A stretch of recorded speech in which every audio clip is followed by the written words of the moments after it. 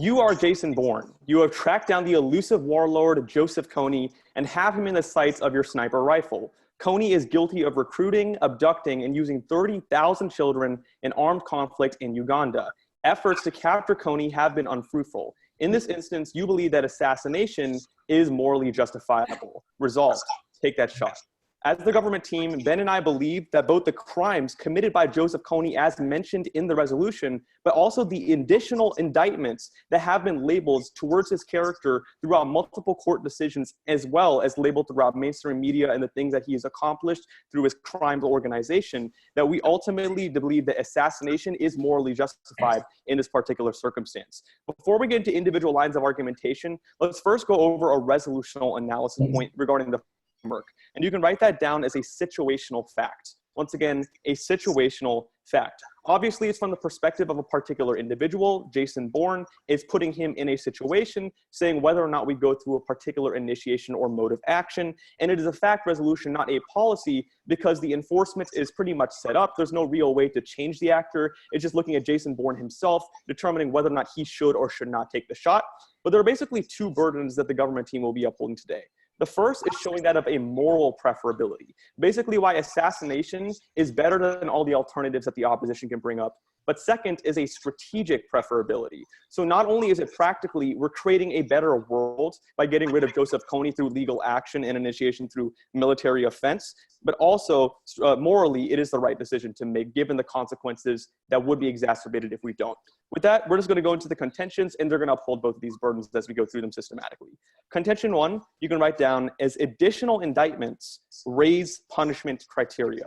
Once again, additional indictments raise punishment criteria. Something important to understand is that in the United States, if you don't actually show up to your trial or to a hearing at a court, that actually raises the criteria for punishment, and that perpetually increases what you deserve based upon the crime you committed if you keep on doing it over and over again. The important thing to understand about Joseph Kony is he's literally been circumventing the law for several decades. In fact, he was actually caught in 1989. He was captured and obtained, but eventually detained based upon the specific charges that were filed against him at the time.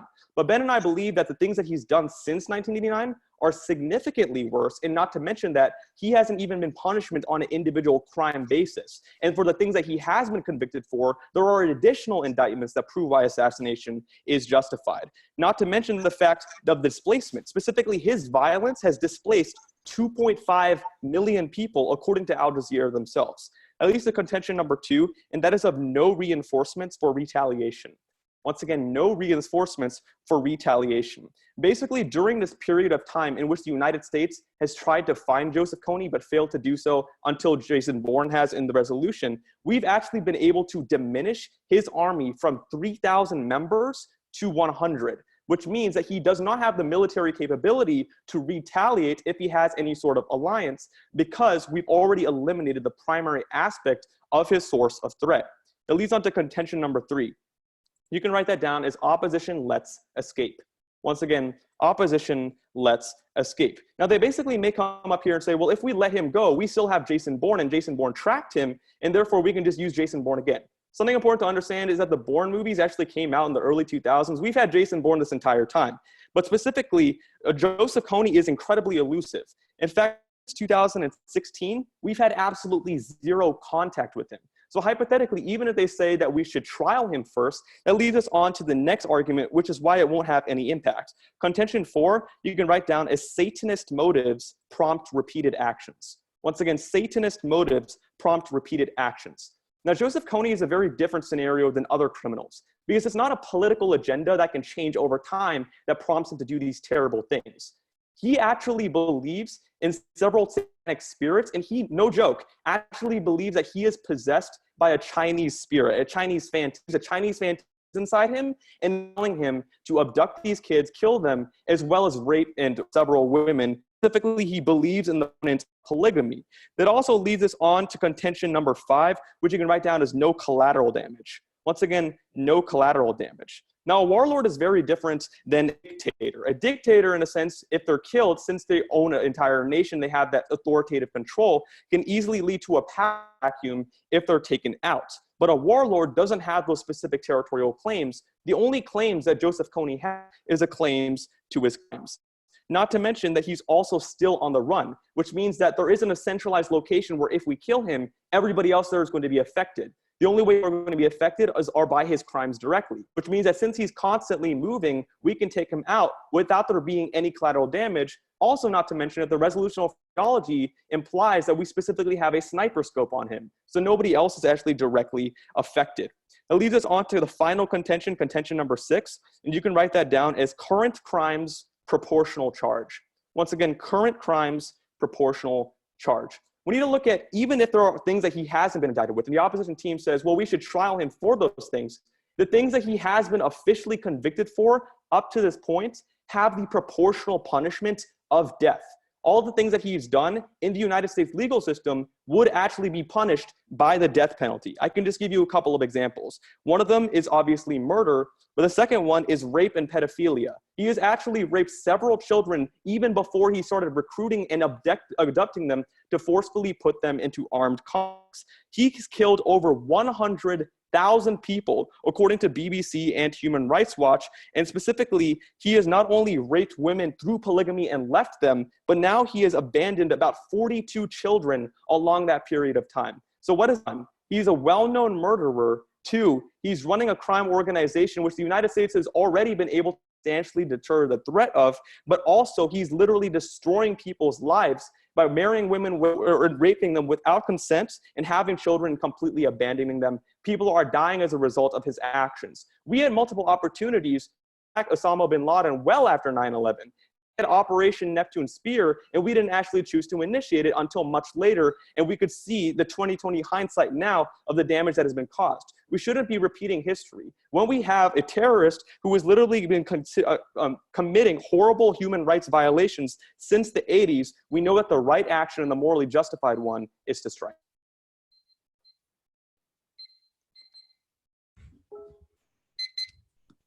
All right, 2 minutes on the clock, and if everyone's ready? All right, let's go to begin. That was a great speech, Noah. I just have some questions for you. So what I want to start off is just by talking about Joseph Kony himself. Now, is he currently still abducting children? He's abducted children and put them into armed conflicts, and he still has them in possession. Okay, he's so not in the process of doing that. Implied in the resolution is that he's not doing anything. Sure, I completely agree, but he does currently have possession of the children, correct? 100%. Okay, so let's go and move a little bit further into that. Does anyone else know the location of these children? The children, 100%. You don't know? I don't know if people know the location of the children. We know the location of him and the perpetrator of the crimes. I completely agree. So let's go and get specifically into your actual plan. You would agree that Jason Bourne is not currently a government operative, correct? That's not true. He actually was an operative of the government through Operation Blackbriar, if you've ever seen the movies. I completely agree he was a government operative, but currently he is not a registered FBI agent, correct? He's not. He's never been in the FBI. No, sorry, a current operative of the government itself, registered under the CIA or any other form, correct?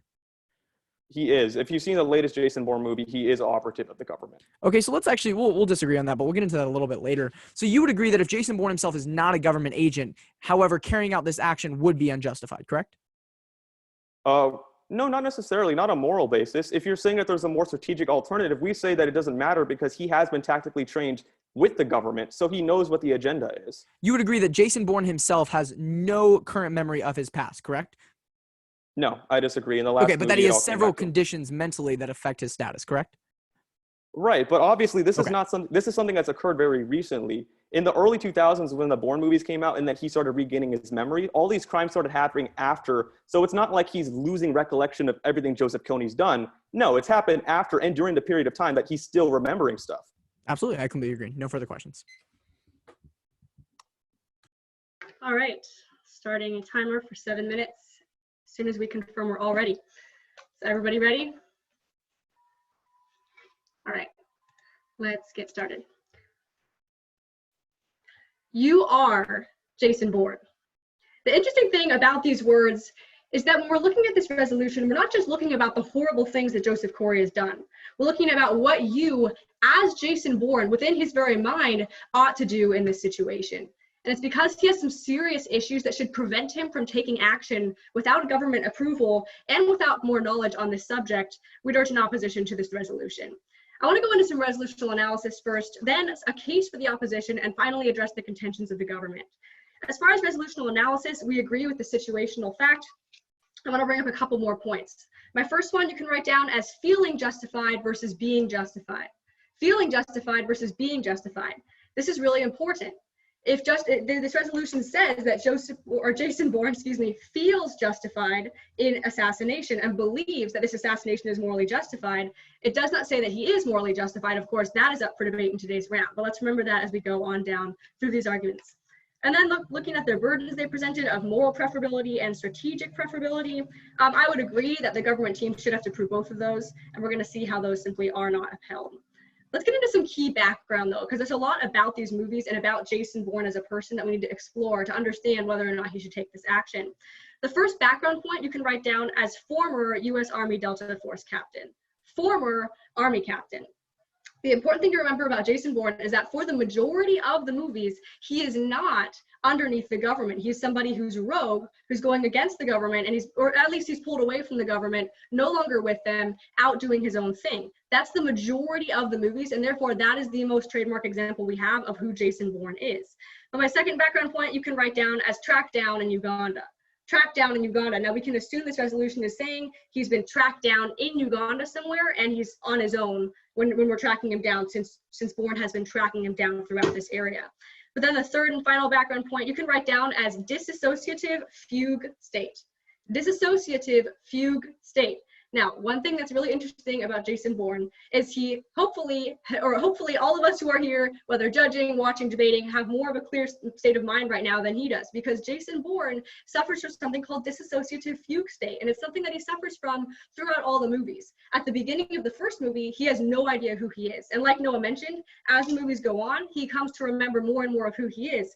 But he still suffers from this disability. And according to Psychology Today, it's difficult to distinguish these episodes from sleepwalking. And he often doesn't even remember what happened after. What does this mean? It means the reliability of Jason Bourne's judgment can be seriously called into question, especially when he's looking at murdering another human being without government approval. And that leads me to my fifth background point. You can write it down as no government approval. No government approval. Now, nowhere in this resolution does it mention orders. Jason Bourne is not acting under the approval of the United States government. But let's go down to the contentions for the opposition. My first one, you can write down as war crime should be handled by governments. War crime should be handled by governments. Now, I agree that this guy has done horrible things. That is not a point of contention at all in today's round. And we're going to get to those a little bit later. But you can write down subpoint A as justice through justice systems. Justice through justice systems. What's happening in this scenario is you have a vigilante, this man who's done awful things and continues to do them, and you have Jason Bourne, who is also a vigilante type person. That's his trademark character, going to shoot this guy because he feels that the assassination is morally justifiable. However, that is not the way justice should be upheld. Justice should be upheld through justice systems, which have already condemned this man, and as we'll get to see later, should have an easier time now of catching him. Subpoint B, you can write down as murder, not assassination. Murder, not assassination. This does not have the approval of the government. That's nowhere in this resolution. And so therefore, this is murder, not assassination. But subpoint C, you can write down as bad precedent. Bad precedent. Again, what we're looking at is somebody who kills someone who did something terrible without a government order whatsoever. And we'll get more to Jason Bourne's mental state and how it affects that. But I'd just like to remind you that Osama bin Laden was killed by government agents under government orders. We don't just kill people who do terrible things without that ability, because that sets an awful precedent. But let's go down to the second contention, which you can write down as irresponsible action. Completely irresponsible action. Subpoint A, you can write down as based on assumptions. Based on assumptions. Now, here's the interesting thing, is that Jason Bourne has dissociative episodes where he doesn't even remember where he is and what's going on and doesn't remember them afterwards. In this case, he's making an assumption here that Corey is actually the man that he thinks he is. The man he has a sniper aimed on may not be the person he thinks he is, because 2 minutes ago, we have no idea where he was and what he was doing. And subpoint B, you can write down as children ignored. Children ignored. This is huge, and another reason why this is irresponsible. These children have not been rescued. His movement, the Lord's Revival Army, as he calls it, he's a pretty crazy guy, moves around and is very elusive. And of course, he's an elusive person, but these children have not been rescued. By killing him, we get rid of the ability to find information about these children. Bourne is close enough to this man and has a sniper to be able to actually see him and realize that he exists. And yet, if he kills him, we have the possibility that we'll never be able to rescue these children who are currently in danger. So let's go down to their contentions. Across from their first one of the additional indictments raise criteria, my response to you can tag as government should inflict punishment. Government should inflict punishment. Now, I agree, he's done horrible things, and the government has censured that. They should be the one to inflict this punishment, not somebody who is running free and doesn't even know where he is. But then my second response, you can tag as Bourne's knowledge. Bourne's knowledge, and this is huge. You can actually cross-apply this to all contentions that deal with harms outside of what's listed in this resolution. Jason Bourne's knowledge is limited to what this resolution is. When it says that he's guilty of recruiting, abducting, and using 30,000 children in armed conflict, that's what we know Jason Bourne knows. And we don't have any justification to know he'd actually understand more than that. Now, of course, that's still awful, but we still should keep that in mind. But let's go down to the second contention of no reinforcements for retaliation and let's escape. I have one main response here, and you can write it down as turn. Then he's ripe for government takeover. Turn, then he's ripe for government intervention. If his army has gone down to 100 people, then his entire group is far more easily going to be overtaken by a government who actually gets out there and forcefully pursues him like Bourne was able to do. This is much more justifiable, and it's actually the way it should be handled. But then across from no collateral damage, my response you can tag as information loss. Information loss. Again, this is damaging. Of course, he's not a government, but we're losing the information about these children. Across from contention 6, my response is death penalty, not murder. Again, yes, he deserves the death penalty. The court should inflict that, not Jason Bourne, with the issues that he has in the context of this resolution. Thank you so much.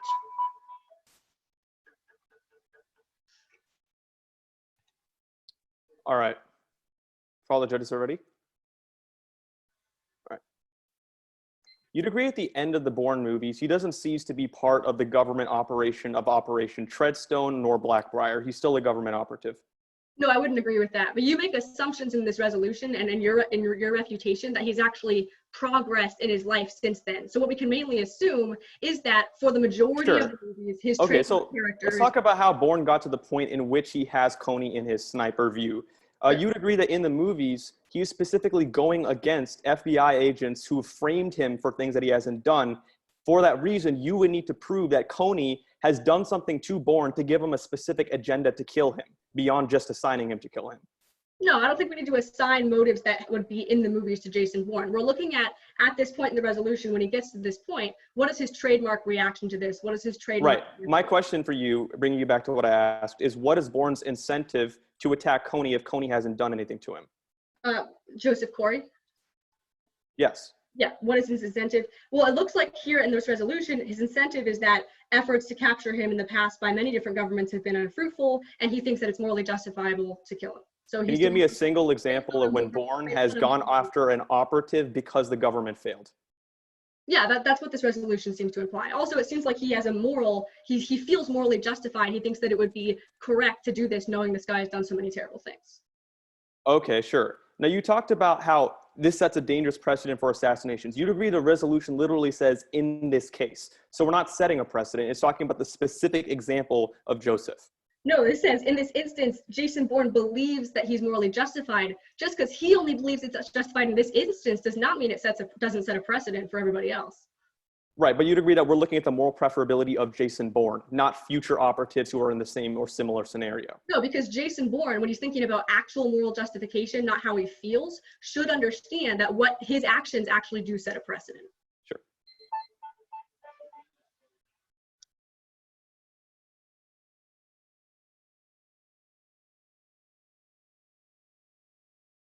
Okay.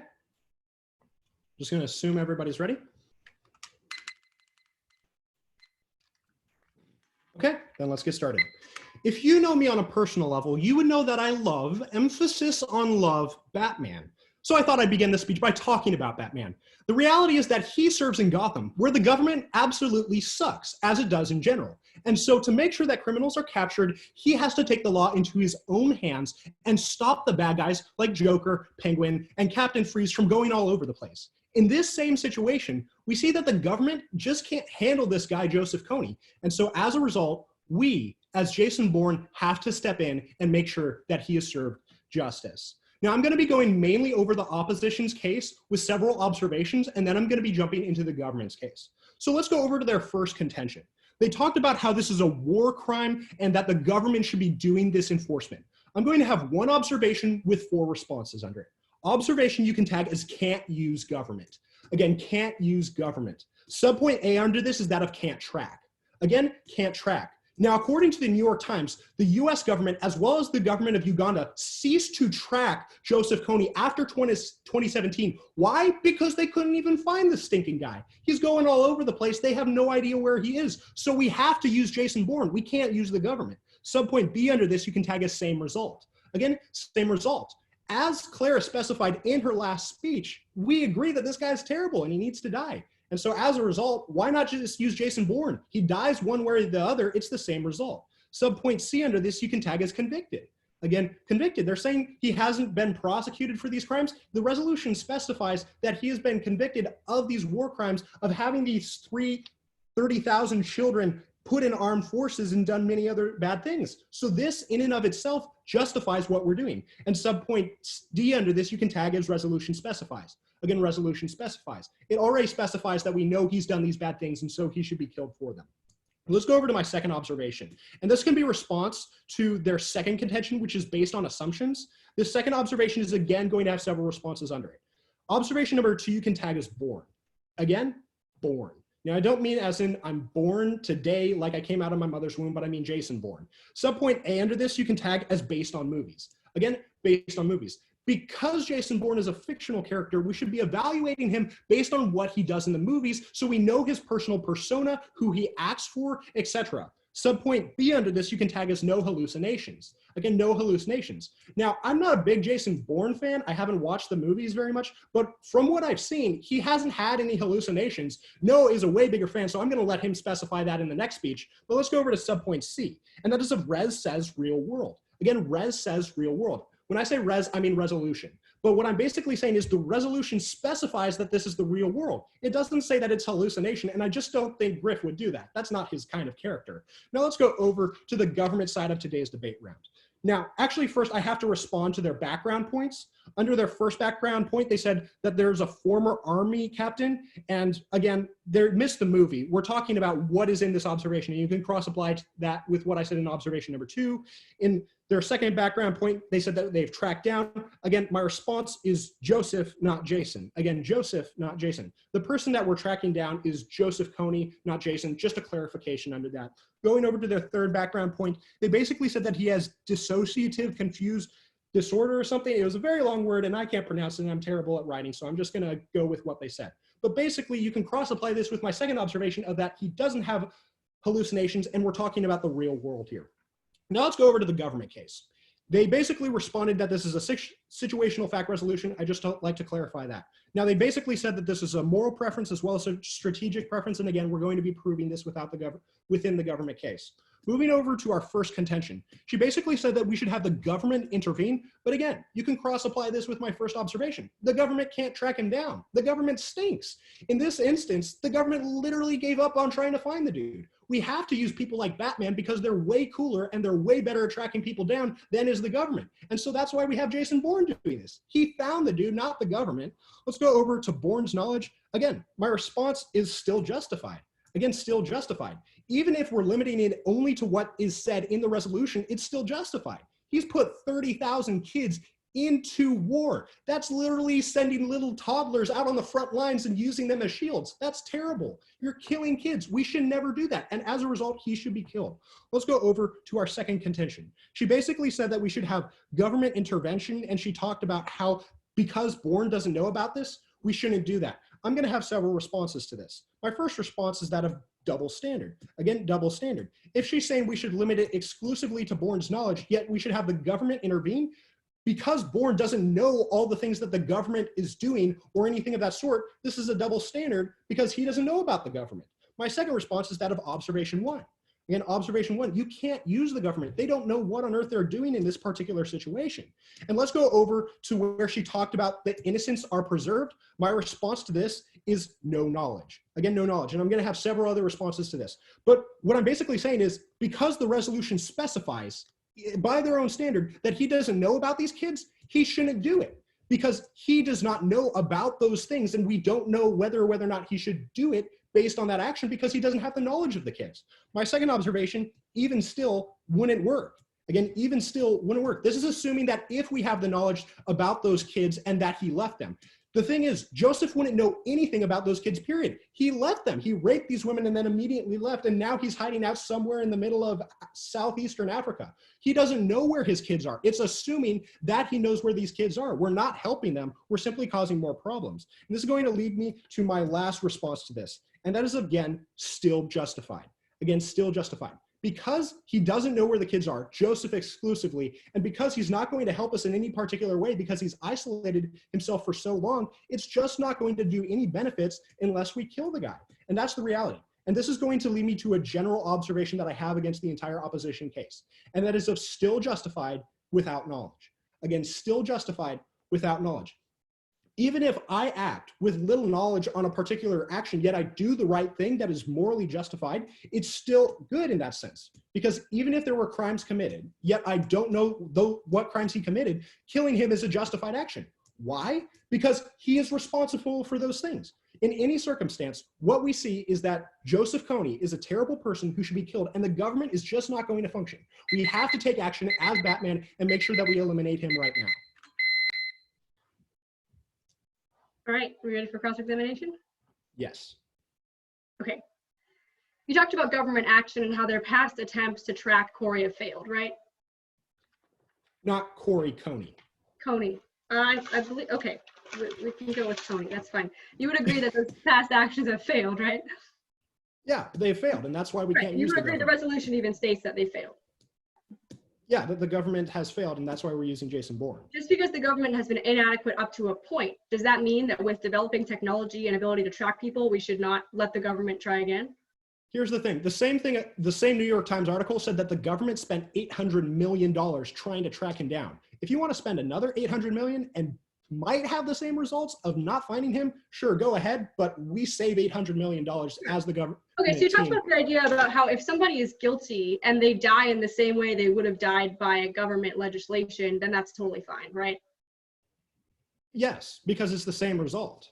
Okay, so if somebody has been penalized to death and then someone murders them with a knife before they get to death row, then, or before they get to the electric chair, then you think that's justifiable?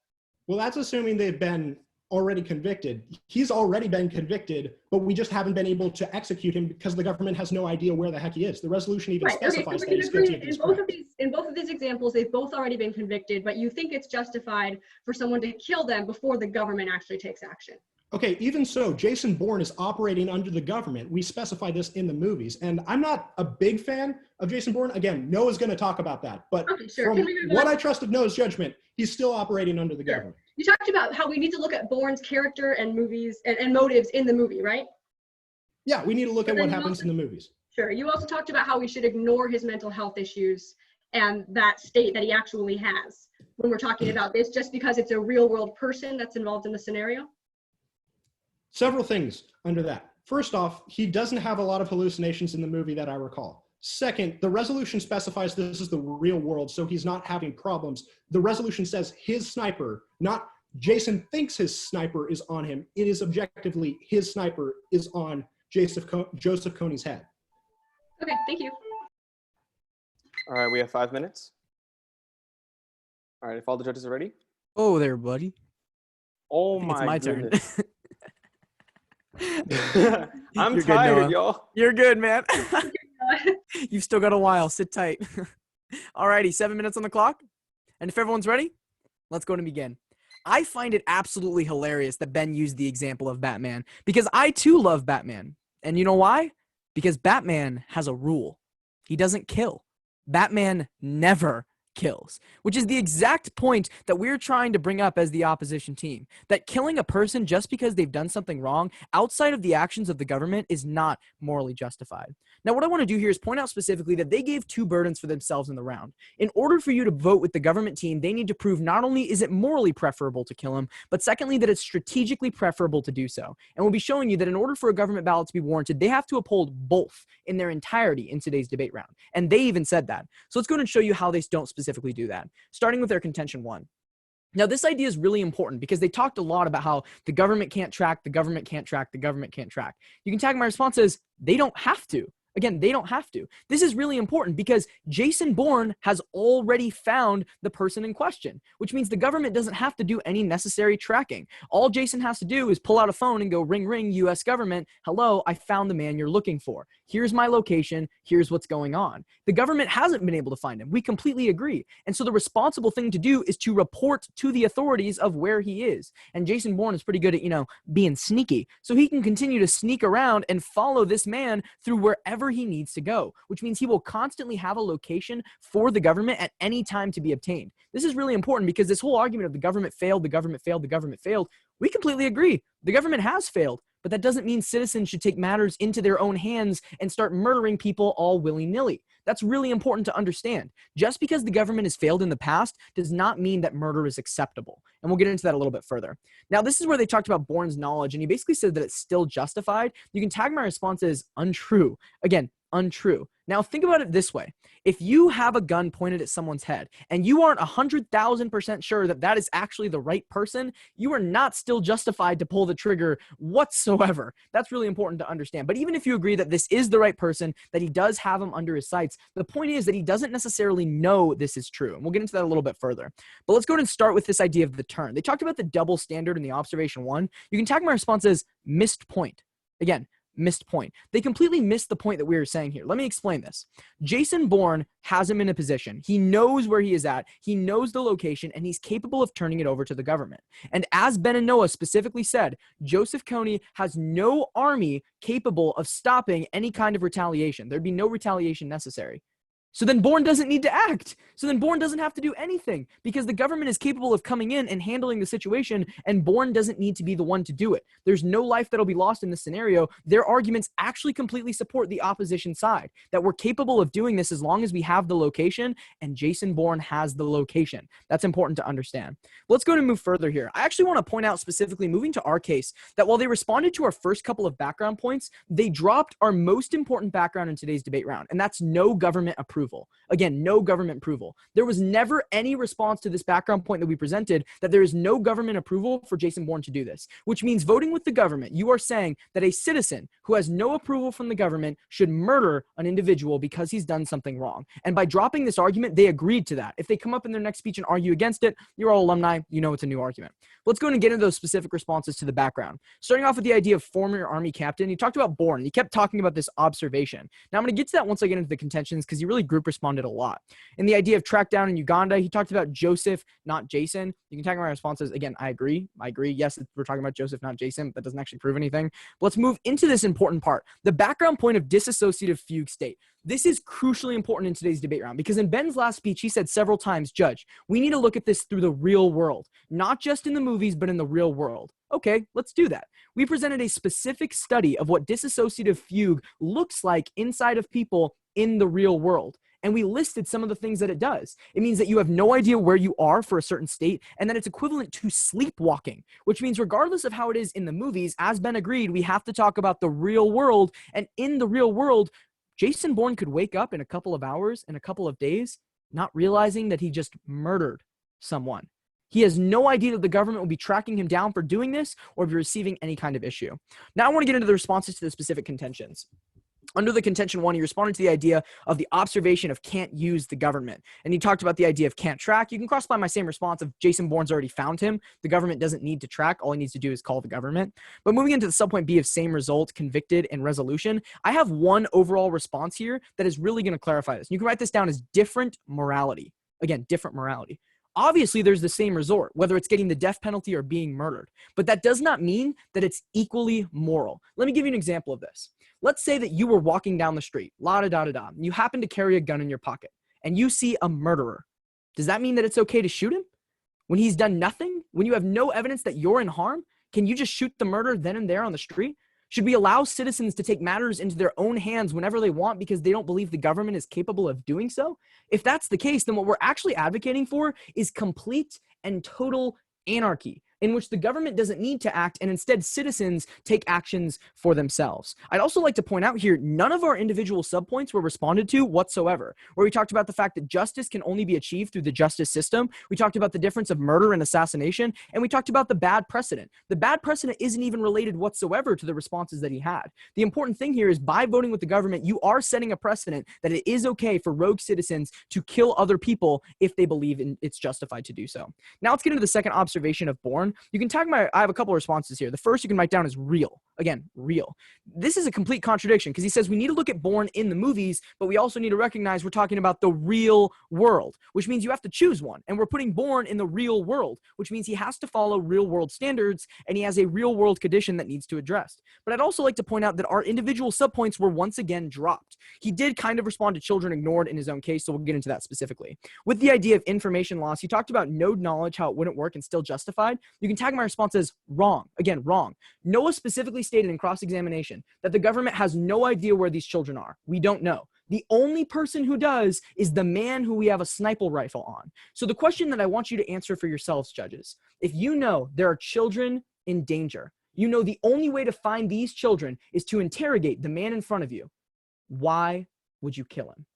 Batman doesn't kill, and neither should you. And for all these reasons, I'd ask for an opposition ballot. Thank you.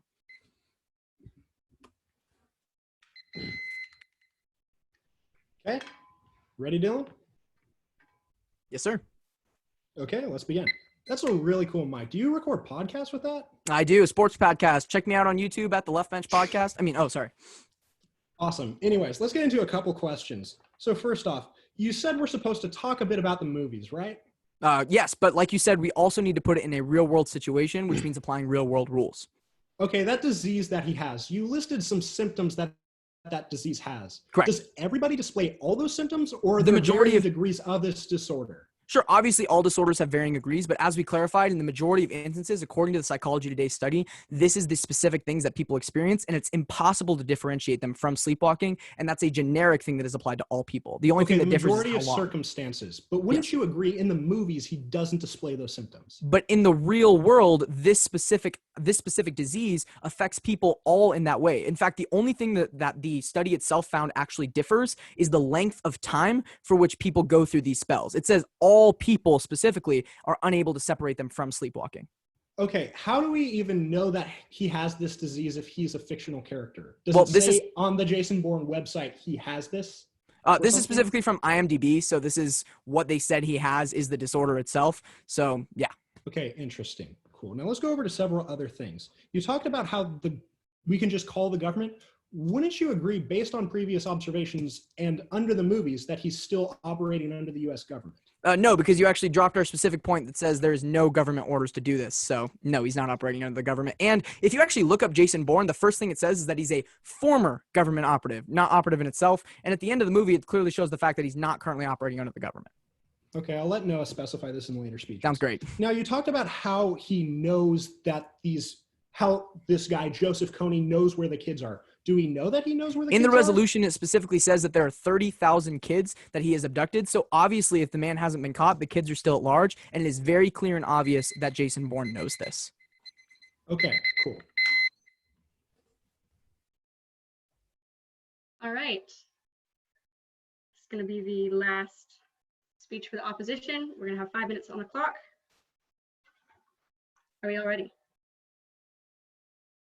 Okay, let's get started.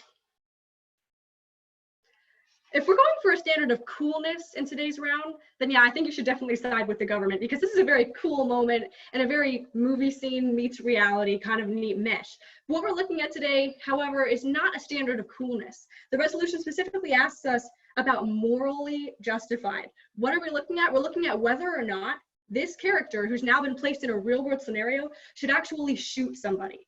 That's key to remember. One thing that's always funny to me about this resolution is that I always mix up Jason Bourne and James Bond in my head. I don't know why. They have the same initials, and for some reason I just think of them as almost the same person. But very clearly we're looking at Joseph and whatever his last name is. And then we're looking at Jason Bourne in today's round. We're going to look at some voting issues to look at this resolution and see why we absolutely should oppose it, because this action is not justified. First, though, I want to bring up a contradiction point that I think is important to understand for the government on the government team's end. You can write this down as real-world contradiction. Real-world contradiction. Now, Ben talked in a speech about how we need to look at the characters' motives and at how they function in the movie and basically kind of what happens to them there. But then later on in the speech, he basically said we should ignore the mental state of Jason Bourne and how that affects him. Here's the problem with this. If Ben believes that we should only look at the way he is in the movies, and therefore they believe that at the end of the movie, he becomes a government agent again and he stays that way, they cannot make the argument that his mental state continually improves, because that's one of the arguments they make. Throughout the Jason Bourne movies, we see at the beginning, his mental state is horrible, and it slowly gets better, but he still has this disease, according to IMDb, and we saw what that looks like from a real-world source as well. So if they're making the argument that his mental state can improve, then he's not fixed as a government agent. And that's really important. Jason Bourne does not have a good relationship with the government. He has a very sketchy relationship with them. That means that we cannot just assume that he has government orders. That's the government's role to prove. And in this resolution, there is no such thing listed as government orders. There's no reference to orders. There's no reference to instruction. He's on his own. He's rogue. He wants to do something vigilante. That's what we're seeing. And through this contradiction, we see clearly you can't have it both ways. So let's go into the voting issues. My first one you can write down as hallucination or not. Hallucination or not. I feel like that sounds like ready or not, here I come, we're playing hide and seek. But either way, if you side with the idea that he doesn't have severe hallucinations or that he does, either way, it comes down to the question of the resolution. Is this justifiable? We're going to see that it's not. Subpoint A, you can write down as no hallucination. No hallucination. That's the first option. In this option, he knows this guy is the guy he says he is.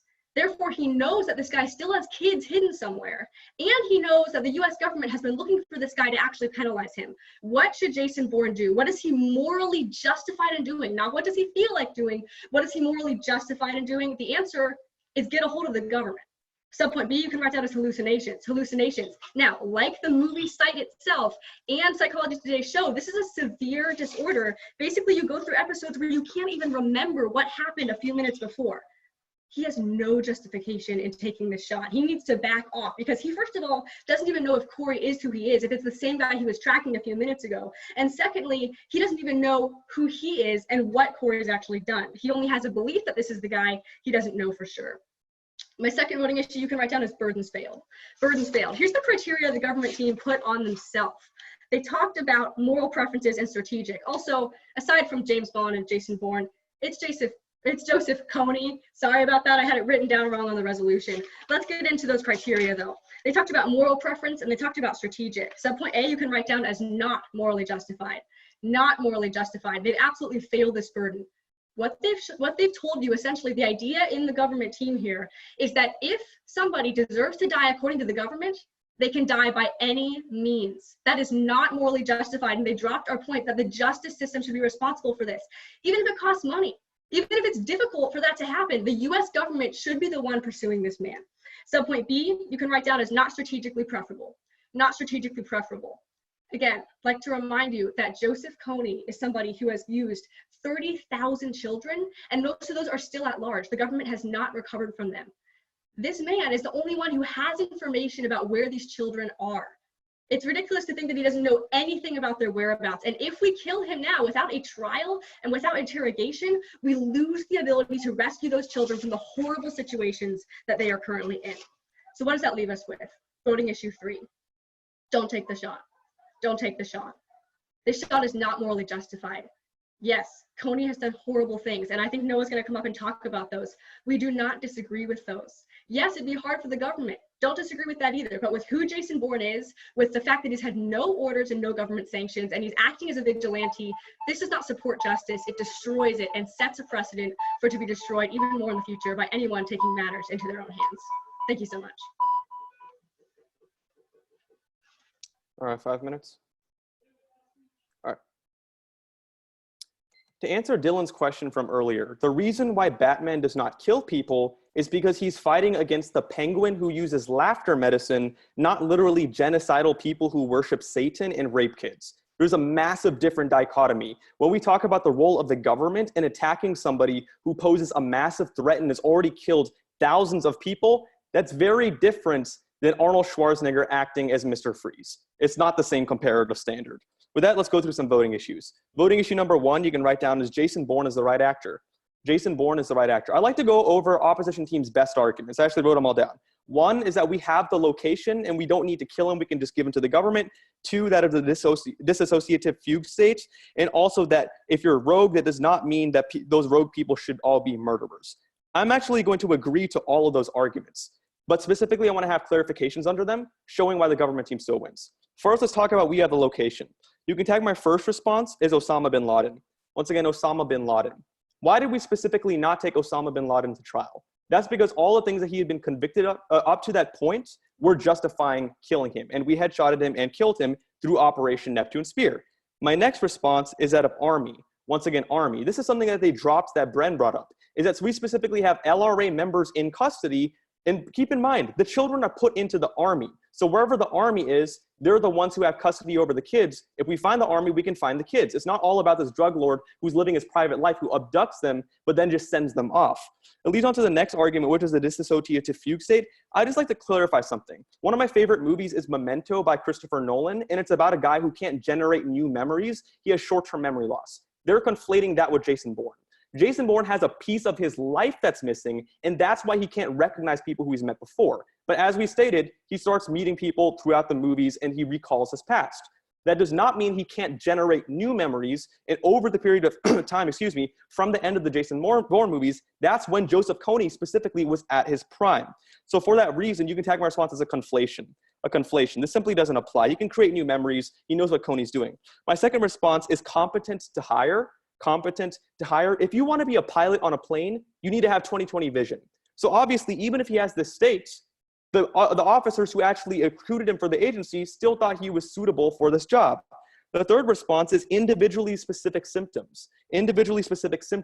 Similar to how a lot of people have more symptoms for coronavirus than me, who might actually have it, but just simply don't know because my demographic is not more targeted, doesn't mean I'm not susceptible to the virus. Similarly, just because he has the state, he doesn't need to exhibit every single aspect of it. In response to the argument that a rogue should not be killing random people, we're going to concede that. We absolutely agree. In fact, you can even drop the previous argument that it doesn't matter how they actually end up dying, because I'm specifically going to be showing you how Jason Bourne is a government actor. Because if we prove that, we've won the round. They said that the government team has to prove that the government's the actor, and also similar to Osama bin Laden, that was the government attacking a threat. So let's specifically attack that. You can tag my response under voting issue number 1 of Jason Bourne right actor is Jason Bourne works for the government. He specifically was sent out under Operation Blackbriar. I already clarified this in Operation Treadstone. The reason why he was rogue in the movies was to prove why he wasn't framed against the people who had agenda for him within the agency. He was still in the agency. He was just classified as a rogue. There's a reason why they're called a rogue agent. It's because they're still an agent. They're just trying to find more about them. But once he clears up his name, he still has his government identity, and he doesn't lose that at the end of the movie. My second response is that of incentive. Once again, incentive. In the movies, he's trying to clear up his name. That's why he goes after the people that he does. They have to clarify why he would go after Kony randomly, because he frankly never does that in the movie. And for that reason, Kony didn't attack him at any point, or they would need to prove that he did. So the only logical way that he would go after them based upon how he operates is if it was a government assignment. And even if that's the case, he's still a skilled operative who works for the government, and they haven't proved that. That's wrong. The second voting issue you can write down is legally correct response. Legally correct response. Keep in mind, if you've already been convicted for literal genocide and displacing 2.5 million people, the legally correct response is to take him out by the government. Jason Bourne is the government. Voting issue number 3 you can write down is a morally correct response. Once again, a morally correct response. Even if we have the location, we've already clarified. We have the army members. We actually shrunk them from 3,000 to 100, and we still have them in LRA custody. They haven't responded. That's incredibly important. And the final voting issue you can write down is strategically correct response. Strategically correct response. If the rest of the government is not able to track them for all this time, why wouldn't we have a skilled operative who is still able to operate because he was hired, similar to how you wouldn't hire a pilot that can't fly? And for that reason, because of the threat of a person who's literally raping people, killing people, and doing everything that's deserved of debt, the government actor should strike. Thank you. Good job, guys.